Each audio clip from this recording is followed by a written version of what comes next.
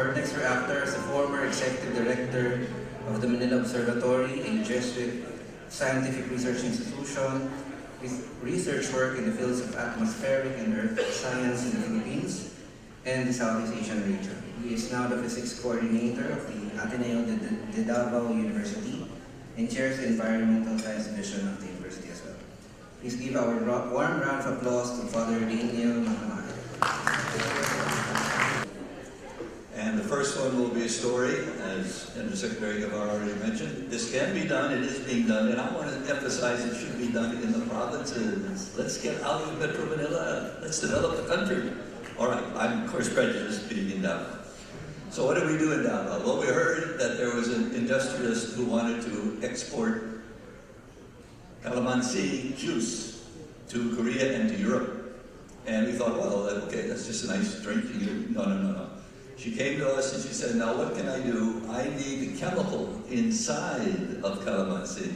So we said, all right, we can do that. So we investigated it, we found, sure enough, there was a great industrial use for the chemicals that were in there, using for cosmetics, for medicine, everything. And she set up the company and she was exporting to Europe and to Korea. And in time, that moved on, because I think she's much bigger by now. But it can be done, and it can be done in the provinces, which is what I'm stressing. The second thing in space is very much in the province. So I started this whole business in space because we were told some years ago we're going to have a launch site as close to the equator as possible, which makes a lot of sense. Where do the countries that have big satellites, where do they go? They go as close to the equator as they can. So the US goes to Florida. The Europeans, the French, they go to French Guiana near Brazil. It's in Brazil, near the Amazon River. The Russians don't have anything near the equator. They go to Kazakhstan, which is a desert anyway. But the point being, the closer you get to the equator, the more advantage you have, because you get the extra bump, if I can put it that way. Actually, it's centrifugal force, but from the spinning of the Earth. So we have that potential in Davao. So when I heard that, they were talking about building the actual launch site, actually building it in Mati, which is just down the road, as it were, from Davao City. So I said, all right, we're going to have to develop a course here. So we did. The president jumped on the bandwagon, our president in school, jumped on the bandwagon, and right away we set up a course called Aerospace Engineering. It actually builds on mechanical engineering, but it has the basis there for what we need. So we're already doing it.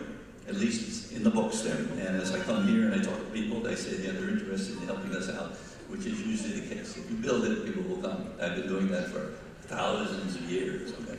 So it is happening, and it can happen, and I hope to see it expand out into the province. Now, what about the big advantage? The big advantage of being down there is what I just said. Right now, the countries that have developed the big satellites, they're not interested in getting in where we are. We are interested in getting it where we are because we're tropical. And the rest of the tropical countries will fall in suit, I'm betting.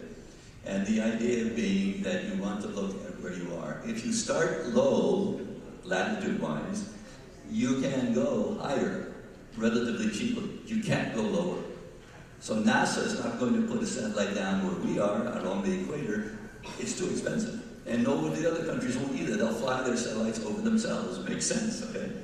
But that's the principle of physics. So we're going to start low. We're going to start right down in Mati, which is a few degrees above the equator. And from that, we can then get the other the countries in the sea and so forth to look at what we can produce, because we can fly over the equator and give them the information that they want. Remember, we talked about data. That data will come from people who are moving in that particular part of the expression of orbit. And so that's why I think we can show that it can be done. And this is what I tell my students. Right now I'm funding myself 10 students to be in a scholarship. They started off in mechanical engineering, but we're still building the program. But they want to be into aerospace engineering. And so we're building it ourselves. It's going to be based in the engineering department, which is very strong in Davao. It's done very well over the years. All kinds of engineering, industrial engineering, civil engineering, mechanical engineering. All of these things is done very well in the board exam. So I'm confident that we can put that program, and we are doing the program now. I have 5 scholars there that I'm funding, and that with all due respect to the USD, I'm funding it. It's there and it's growing. And the only thing I ask from the USD, will you please let my students have their scholarships, which are coming from the USD, and not charge them, because it's shifting over from mechanical engineering to aerospace engineering, which I'm told by the government is not yet recognized, and so they have to pay back. Well, that's not going to work. So I can ask, please, let's let the aerospace engineering be recognized as a real program, and the students will be in it, and they can use the scholarships, they already have scholarships, and we'll be able to fund that to other places. So that's my simple message. It can be done, let's expand it, let's do it, let's get into space.